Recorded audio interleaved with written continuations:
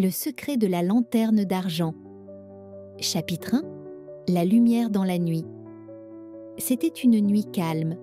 Joséphine et Joshua, comme à leur habitude, parlaient doucement dans l'obscurité de leur chambre. La journée avait été tranquille, mais Joséphine ne pouvait s'empêcher de remarquer que quelque chose semblait différent dans l'air cette nuit-là. « Tu as remarqué ?»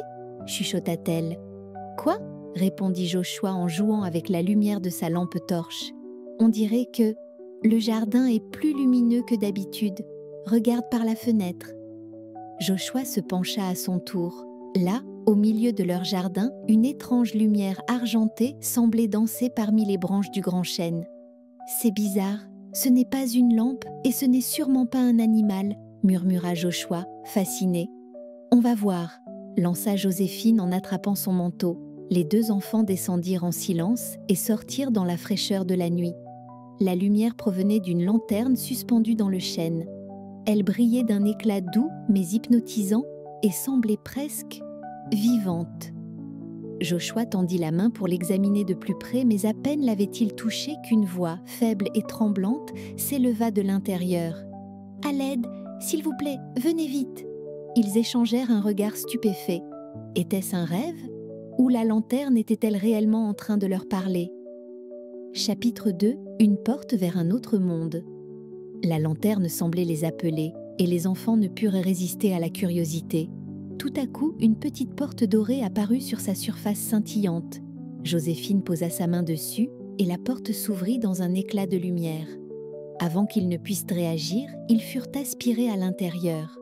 Quand ils ouvrirent les yeux, ils étaient dans un endroit totalement différent.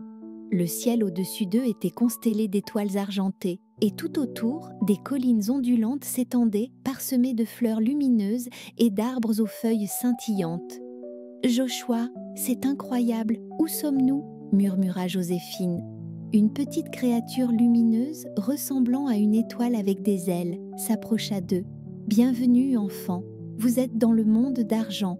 Mais hélas, notre lumière s'éteint. » Joshua s'agenouilla pour mieux voir la créature. « Pourquoi ? Qu'est-ce qui ne va pas ?» La créature, qui se présenta comme Stella, leur expliqua. « Une ombre noire a envahi la forêt et absorbe toute notre énergie. Sans lumière, notre monde disparaîtra. Nous avons besoin de vous. » Joséphine et Joshua n'hésitèrent pas un seul instant. « Nous allons vous aider, » déclarèrent-ils d'une seule voix. Chapitre 3. La forêt noire.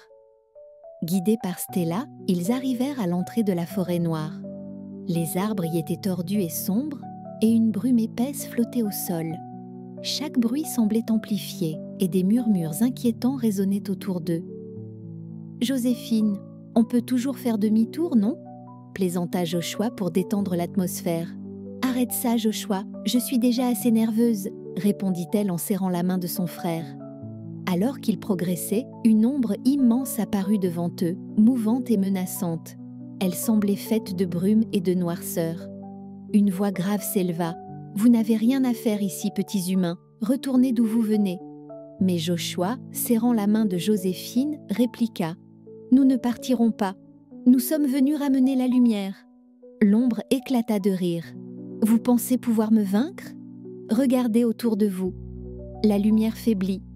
Vous ne faites pas le poids. » Les jumeaux fermèrent les yeux, se souvenant des mots de Stella. « La lumière est en vous. » Ensemble, ils imaginèrent une lumière intérieure qui les entourait, et soudain, une aura dorée apparut autour d'eux, repoussant l'ombre. L'ombre hurla avant de disparaître dans un souffle. La forêt reprit doucement vie, et les étoiles revinrent briller au-dessus d'eux. Chapitre 4. Le retour de la lumière. En sortant de la forêt, Joséphine et Joshua retournèrent auprès de Stella et des habitants du monde d'argent. Ils portaient avec eux une lumière scintillante, le cœur de la forêt noire qu'ils avaient sauvée. « Vous avez fait l'impossible, » dit Stella avec émotion. « Grâce à vous, notre monde est sauvé. » Joséphine tendit la lumière à Stella, qui la plaça au sommet d'une grande tour argentée. En un instant, une vague de lumière pure se répandit dans tout le monde, illuminant chaque recoin et repoussant les dernières traces d'ombre. Les habitants applaudirent, remplis de joie, et entourèrent les enfants pour les remercier. Stella leur tendit un petit médaillon en forme de lanterne. « Gardez ceci, Elle vous rappellera que même dans les moments les plus sombres, la lumière existe toujours en vous. Chapitre 5. De retour à la maison. Dans un dernier éclat de lumière, les enfants se retrouvèrent dans leur jardin, la lanterne suspendue à sa branche.